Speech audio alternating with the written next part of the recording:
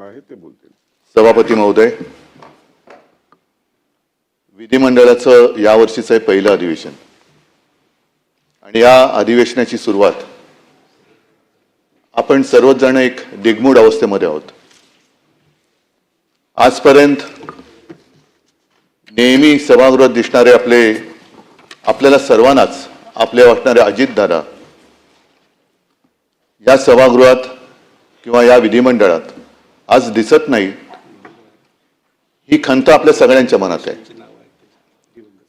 माणसं येतात, माणसं जातात, माणसं असताना त्यांचं महत्व कधी कळत नाही आणि ती नसतात त्यावेळेला त्यांचं महत्व कळून काही उपयोग होत नसतो. अनेक जण अशी असतात की जी जवळ असताना कळत नाहीत, पण काही जण अशी असतात की जी जवळ आल्यानंतर आपल्याला व्यवस्थित कळतात. या विधिमंडळामध्ये अनेकांच्या राजकीय कारकिर्दीची सुरुवात अजितदादांच्या बरोबरीनेच झाली असेल. काळ एकच आहे, साहजिकच आहे. विशेषतः माझ्या कारकिर्दीची सुरुवात ही अजितदादांच्या पक्षाच्या आणि त्यांच्या विचारधारणेच्या विरोधातली होती. आम्ही कधी एकत्र येऊ असं ध्यानीमनी सुद्धा वाटलं नव्हतं.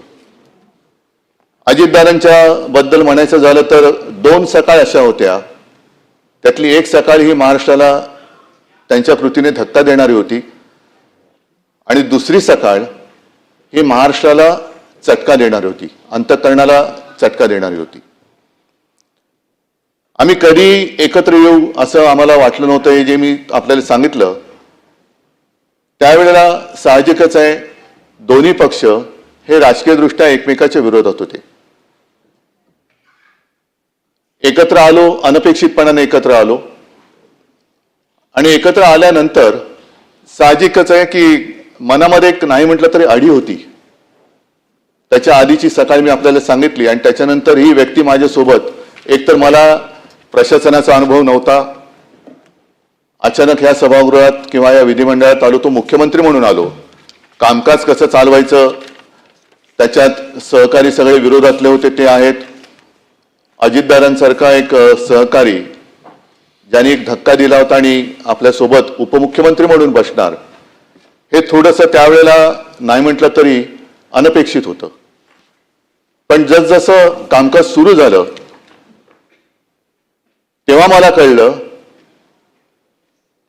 आणि ती भावना आजही माझ्या मनात कायम आहे, ती नेहमी कायम राहील की अजितदादांसारखा एक भरोसेमंद, उत्तम, दिलदार केवळ सहकारीच नव्हे तर मित्र मी गमावला. आता शासकीय किंवा प्रशासकीय कामकाजामध्ये एक खंबीर मला पाठिंबा होता, आधार होता. कोणतीही गोष्ट काही एखादी कळली नाही तर अजितदादांबरोबर मी बोलायचो आणि एवढा विषयाचा सखोल अभ्यास करणारा सहकारी किंवा लोकप्रतिनिधी अभावानेच आढळेल आज सुद्धा. त्यांचं वैशिष्ट्य म्हणजे ते 6 वेळा उपमुख्यमंत्री होते हे तर आहेच, पण विशेष म्हणजे एका मोठ्या वृक्षाच्या सावलीतून बाहेर पडून स्वतःची ओळख निर्माण करणं हे फार अवघड असतं. काही जणांना आयुष्यभर वृक्षाच्या सावलीत राहावं लागतं, वृक्षाच्या सावलीचा आदर घ्यावा लागतो, पण काही जण असे असतात की त्या वृक्षाच्या सावलीतून बाहेर पडून स्वतःची एक ओळख निर्माण करतात. त्यातले एक अजितदादा होते. मी 2-3 वेळा मुख्यमंत्री असताना बारामतीत जाण्याचा योग आला. काही ना काही कार्यक्रम होते. शेवटी जेव्हा गेलो होतो तेव्हा अजितदादा माझ्यासोबत मुंबईपासून त्या पूर्ण कार्यक्रम होत होते आणि तो काळ असा होता की माझ्या तब्येतीची तक्रार होत होती, म्हणजे मला उभं राहणं सुद्धा शक्य होत नव्हतं. तेव्हा अजितदादा मुद्दामून माझ्यासोबत आले होते आणि संपूर्ण रस्त्याने फिरताना मोठ्या उत्साहात बारामतीचा केलेला कायापालट ते मला दाखवत होते. इकडे पहिलं काय होतं, आता मी काय केलं, आणि हे सगळं बघणं हे अचंबित करणारं होतं. कारण बारामतीत त्याआधी मला तसं जाणं काही झालेलं नव्हतं. ते सगळे रस्ते असतील, मोठ्या संस्था असतील, मग विद्यालय असतील, अनेक अनेक गोष्टी अजितदादा मला उत्साहाने दाखवत होते की सीएम साहेब हे त्यांचं वैशिष्ट्य, प्रोटोकॉल पाळणं, सीएम साहेब हे अमुक अमुक इकडे होतं, हे आम्ही असं केलं. आणि तीच बारामती ज्या वेळेला ही दुर्घटना घडली आणि मध्यरात्रीच्या सुमारास मी तिकडे सहकुटुंब गेलो, तेव्हा ती बारामती पोरकी झालेली मला वाटली. निशब्द तर होतीच, मध्यरात्र तर झालेली होतीच, पण त्यावेळेला अशी आनंदाने एक भरलेली बारामती पूर्णपणे पोरकी झालेली मला जाणवली. हे माणसाचं वैशिष्ट्य असतं. अर्थ खातं तर त्यांनी सांभाळलंच, पण जेव्हा लॉकडाऊनमध्ये मंत्रालय बंद होतं आणि जवळपास अर्थचक्र थांबते की काय अशी परिस्थिती होती, त्याही वेळेला या माणसाने कसा काय तो समतोल साधला, कोणती योजना बंद पडू न देता महाराष्ट्राचं अर्थचक्र सुरू ठेवलं. हे फार त्याला एक कसब लागतं, कौशल्य लागतं, जे अजितदादांकडे होतं. कर्जमुक्ती तर आम्ही आधी केलीच होती. ती कर्जमुक्ती पार पाडणं गरजेचं होतं. पैशाचे स्रोत सगळे थांबलेले होते, पण तरी देखील कर्जमुक्ती करून दाखवली. शिवभोजन ही गोरगरिबांसाठी जी योजना आम्ही सुरू केली होती, ती 10 रुपयाची थाळी ही 5 रुपयात करणं हे गरजेचं होतं. पैशाची आवक काही नव्हती, पण तरी सुद्धा अजितदादांनी ते करून दाखवलं. अशा अनेक गोष्टी मला सांगता येतील. त्याही काळामध्ये मंत्रालय बंद होतं, पण महाराष्ट्र बंद नव्हता. महाराष्ट्र हा चालू होता.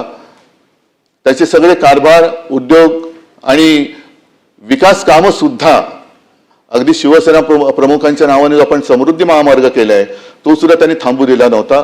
अटल सेतूचं काम त्यांनी थांबू दिलं नव्हतं. ते सुद्धा लॉकडाऊनच्या काळात सुरू ठेवणं हे फार मोठं जिकरीचं होतं. हे कसं काय त्यांनी केलं हे सुद्धा एक कसब आहे. आज आपण त्यांची आठवण काढतो, ही आठवण नेहमी आपल्याला येत राहील. पण मगाशी मी माझ्या या भावनात्मक बोलण्याच्या सुरुवातीला जे म्हटलं की माणसं असताना त्यांचं महत्व कळत नाही, माणसं गेल्यानंतर कळून उपयोग नसतो.